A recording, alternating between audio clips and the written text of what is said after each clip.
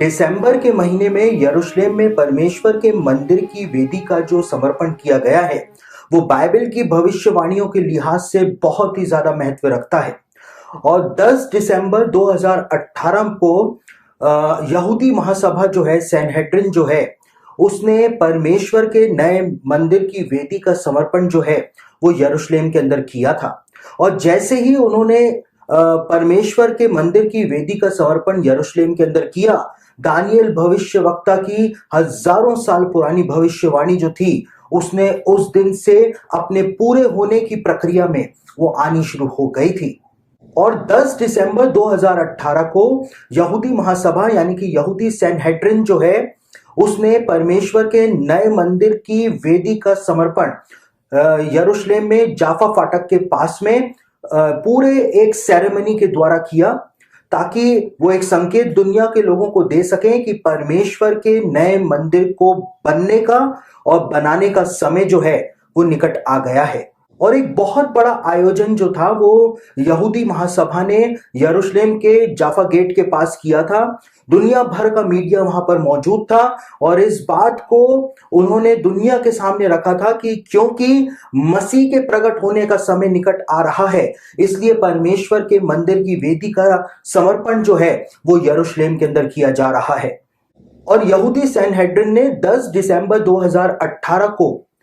उसी वेदी के ऊपर जो उन्होंने परमेश्वर के मंदिर के लिए बनाई है, ताकि जब परमेश्वर का मंदिर यरूशलेम के अंदर बनाया जाए तो इस वेदी को सीधा वहां पर शिफ्ट कर दिया जाएगा। और इसी वेदी के ऊपर उन्होंने लकड़ियों के साथ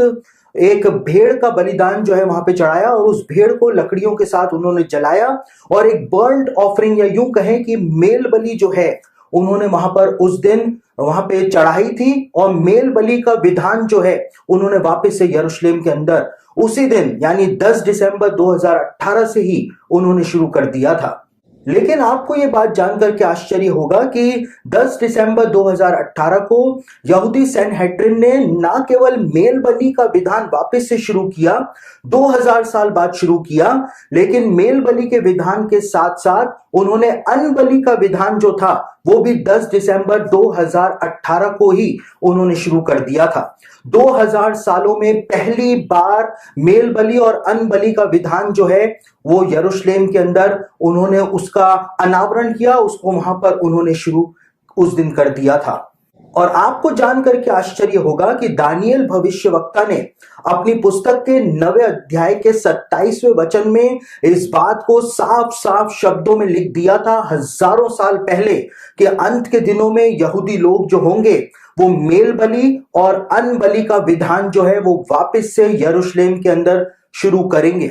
और दोष बलि नहीं, पाप बलि नहीं, लेकिन मेल बलि और अन्न बलि का विधान जो है वही दोनों विधान जिनके बारे में दानियल भविष्यवक्ता ने अपनी भविष्यवाणी के अंदर बताया था, वही दोनों विधान जो हैं वो यहूदियों के द्वारा, यहूदी सैनहेड्रिन के द्वारा 10 दिसंबर 2018 को उसको शुरू कर दिया गया है। यानी कि जिस बात को दानियल ने हजारों साल पहले बताया था कि ये सब कुछ अंत के दिनों के अंदर होगा, वो अपने पूरे होने की प्रक्रिया में आज हमारे समय में आता चला जा रहा है। और मेरे प्रियो, यहूदी महासभा जो है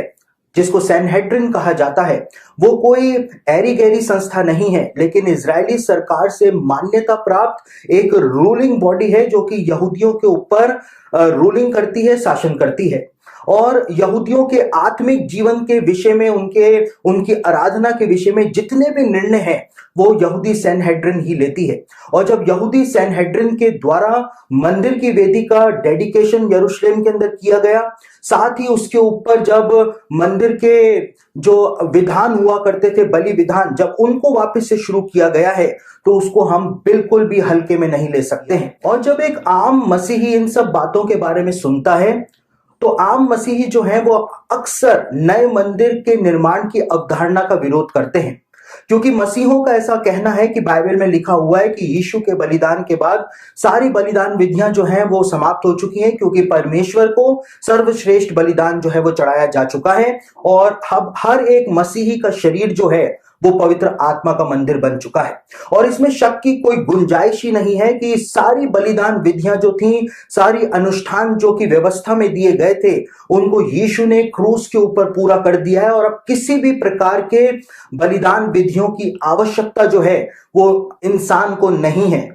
और साथ ही ये बात भी बिल्कुल सत्य है कि हर एक नया जन्म प्राप्त व्यक्ति का शरीर जो है वो पवित्र आत्मा का मंदिर है, परमेश्वर का मंदिर, उसका शरीर जो है वो बन जाता है। लेकिन बाइबल के अंदर इस बात को बताया गया है, बाइबल की भविष्यवाणियों में, कि क्योंकि यहूदी यीशु को अपने मसीह के रूप में स्वीकार नहीं करते हैं 2000 सालों से, और आज भी यहूदियों का एक बड़ा भाग जो है वो यीशु को अपने मसीह के रूप में स्वीकार नहीं करता है, और इसी कारण वो वापस से मंदिर का निर्माण करना चाहते हैं, वो वापस से बलिदान विधियां जो हैं उनको शुरू करना चाहते हैं। और इसीलिए बाइबल की भविष्यवाणियां बताती हैं कि परमेश्वर का नया मंदिर जो है वो यरूशलेम में बनेगा और बलिदान विधियां भी वापस से शुरू होंगी, लेकिन परमेश्वर कभी भी उन बलिदान विधियों को, उन बलिदानों को ग्रहण नहीं करेगा।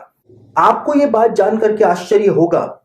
कि यीशु के बलिदान के बाद जितने भी बलिदान मंदिर के अंदर चढ़ाए जा रहे थे यहूदियों के द्वारा, परमेश्वर ने उन बलिदानों को बिल्कुल भी ग्रहण नहीं किया था, उन बलिदानों को ग्रहण करना बंद कर दिया था, क्योंकि सर्वश्रेष्ठ बलिदान जो था वो यीशु मसीह के द्वारा परमेश्वर को चढ़ाया जा चुका था। और यहूदी तालमुद जो है, जिसको बेबीलोनियन तालमुद के नाम से जाना जाता है, वो बेबीलोनियन तालमुद जो है इस बात को बताती है कि यीशु मसीह के बलिदान के बाद, यानी कि 30 एडी में जब यीशु ने अपना बलिदान फसह के पर्व के समय क्रूस के ऊपर दे दिया था, उसके बाद से जब भी प्रायश्चित का दिन इजराइल के अंदर मनाया गया, तो प्रायश्चित के दिन हमेशा हर साल एक आश्चर्यक्रम हुआ करता था, जिसके बारे में बेबीलोनियन तालमुद के अंदर लिखा हुआ है। और प्रायश्चित के दिन जब एक बकरा अजाजेल के लिए रेगिस्तान के अंदर भेजा जाता था, तो बकरा रेगिस्तान में भेजने के बाद महायाजक जो होता था एक लाल फीते को लेकर के उसको मंदिर के फाटक के ऊपर बांध दिया करता था, और जैसे ही वो बकरा रेगिस्तान के अंदर मर जाया करता था तो अपने आप ही एक आश्चर्यक्रम होता था, और वो फीता, वो लाल फीता जो कि मंदिर के फाटक से बंधा रहता था, वो अपने आप ही सफेद हो जाया करता था। और सारे यहूदी इस बात को जान जाया करते थे कि परमेश्वर ने इजराइल के पापों को माफ कर दिया है। लेकिन बेबीलोनियन तालमुद इस बात को बताती है कि यीशु के बलिदान देने के बाद से, यानी कि 30 एडी से, यह आश्चर्यक्रम जो था वो इजराइल के अंदर होना बिल्कुल बंद हो गया था। यानी परमेश्वर ने यहूदियों को एक संकेत देना शुरू कर दिया था कि सर्वश्रेष्ठ बलिदान जो है, सबसे बड़ा प्रायश्चित जो है, वो यीशु के लहू के रूप में स्वीकार किया जा चुका है, और अब किसी भी बकरे का बलिदान जो है वो देने की आवश्यकता नहीं है। और प्रायश्चित के दिन के विषय में ही बेबीलोनियन तालमुद इस बात को भी बताती है कि प्रायश्चित के दिन जैसे ही वो फीता, वो लाल फीता जैसे ही सफेद हो जाया करता था, तो परमेश्वर के मंदिर के फाटक जो इतने बड़े हुआ करते थे कि 20 याजक उन फाटकों को खोलने और बंद करने का काम किया करते थे। लेकिन प्रायश्चित के दिन जैसे ही वो लाल फीता सफेद हो जाया करता था, तो मंदिर के फाटक अपने आप ही बंद हो जाया करते थे। लेकिन 30 एडी, यानी वही वर्ष जिस वर्ष यीशु ने अपना बलिदान दिया था, उस वर्ष से मंदिर के फाटक जो है अपने आप बंद होना पूरी तरह से बंद हो गए थे।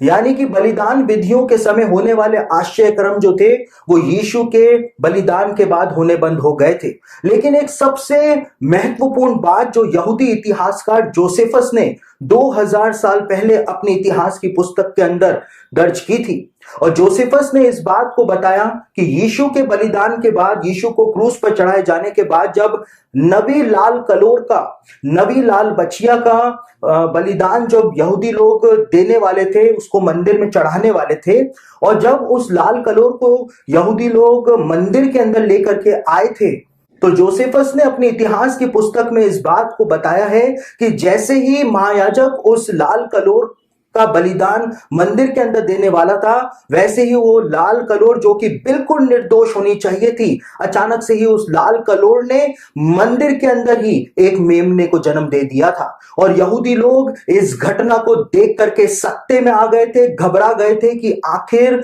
मंदिर के अंदर लाल कलोर जो कि बिल्कुल निर्दोष थी, उसने कैसे एक मेमने को जन्म दे दिया है, कैसे प्रकृति के खिलाफ ये काम हो गया है। और जब यहूदी लोग नहीं माने, परमेश्वर के संकेतों को नहीं समझे और यीशु के बलिदान के बाद भी 40 सालों तक जब वो परमेश्वर को बलिदान चढ़ाते रहे तो परमेश्वर ने उस मंदिर को त्याग दिया और रोमन सेना ने आकर के परमेश्वर के उस मंदिर को पूरी तरह से तहस नहस कर डाला, पत्थर पर पत्थर गिरा करके उसको मिट्टी में मिला डाला। और क्योंकि यहूदी लोग यीशु के बलिदान दिए जाने के 40 साल बाद तक बलिदान विधियां मंदिर के अंदर कर रहे थे, परमेश्वर को होम बलि, मेल बलि, अन्न बलि चढ़ा रहे थे, और क्योंकि यहूदी परमेश्वर के संकेतों को नहीं समझ रहे थे और इसलिए बलि विधान को हमेशा के लिए बंद करने के लिए परमेश्वर ने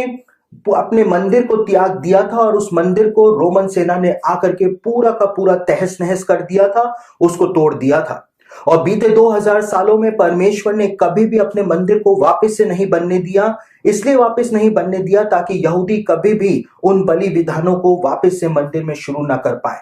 लेकिन दानियल ने अपनी पुस्तक के 9 अध्याय उसके 27वें वचन के अंदर इस बात को बताया था कि अंत के दिनों में यहूदी मेल बलि और अन्न बलि की विधियों को वापस से शुरू कर देंगे। जैसा कि हम देखते हैं कि 10 दिसंबर 2018 से उन्होंने ऐसा करना शुरू भी कर दिया है। लेकिन दानियल ने इस बात को भी कहा था कि वो एंटी क्राइस्ट जो होगा, वो पाप का पुरुष जो होगा, वो आकर के परमेश्वर के मंदिर में चढ़ाई जाने वाली मेल बलियों और अन्न बलियों को पूरी तरह से बंद करा देगा, उनको प्रतिबंधित कर देगा। यानी कि जो काम परमेश्वर ने 2000 सालों में नहीं होने दिया, उसको इन अंत के दिनों में भी परमेश्वर नहीं होने देगा। परमेश्वर का मंदिर बनाया जाएगा, बलिदान विधियां जो है वो वापस से शुरू की जा चुकी हैं, लेकिन परमेश्वर उनको ज्यादा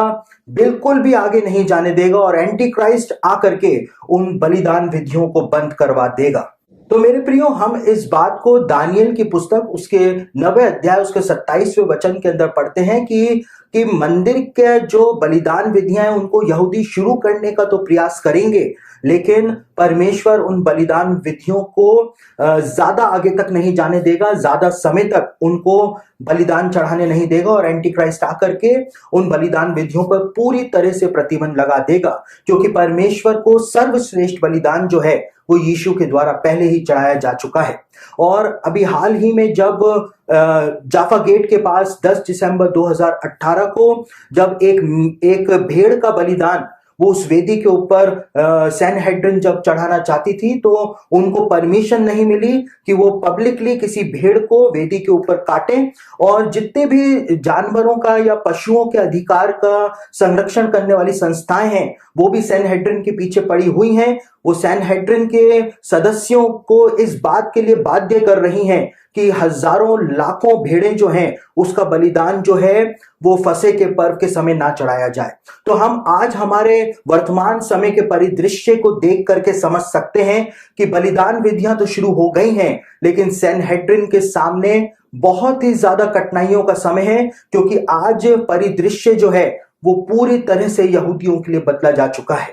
तो मेरे प्रियो, इस प्रकार से हम देखते हैं कि कैसे दानियल 9:27 में दी गई भविष्यवाणी जो है वो 10 दिसंबर 2018 से अपने पूरे होने की प्रक्रिया के अंदर आ गई है। और दानियल ने साफ तौर से बताया था, उसने ये नहीं कहा था कि पाप बलि या दोष बलि शुरू की जाएगी, लेकिन दानियल ने साफ साफ शब्दों के अंदर कहा था कि मेल बलि और अन्न बलि जो है वो अंत के दिनों के अंदर शुरू की जाएगी। और 10 दिसंबर 2018 से मेल बलि और अन्न बलि का जो विधान है उसको यहूदी सैनहेड्रिन ने यरूशलेम के अंदर शुरू कर दिया है। जैसा दानियल ने बताया था वो आज हमारे समय में हो रहा है। 2000 सालों के कलीसिया इतिहास में पहली बार ऐसा हो रहा है। और जो वेदी की आग आपने यरूशलेम के अंदर देखी 10 दिसंबर 2018 को, 2000 सालों में पहली बार हम लोग ऐसे मसीही लोग हैं जिन्होंने मंदिर की वेदी की बलिदान की आग को यरूशलेम के अंदर देखा है। यानी कि हम एक ऐतिहासिक समय में अपना जीवन व्यतीत कर रहे हैं जब बाइबल की भविष्यवाणियां अनफोल्ड हो रही हैं। और जब दानियल ने यह भविष्यवाणी अंत के दिनों के लिए प्रदान करी थी, तो इसका साफ अर्थ है कि हम अंत के दिनों में अपना जीवन जो है वो व्यतीत कर रहे हैं।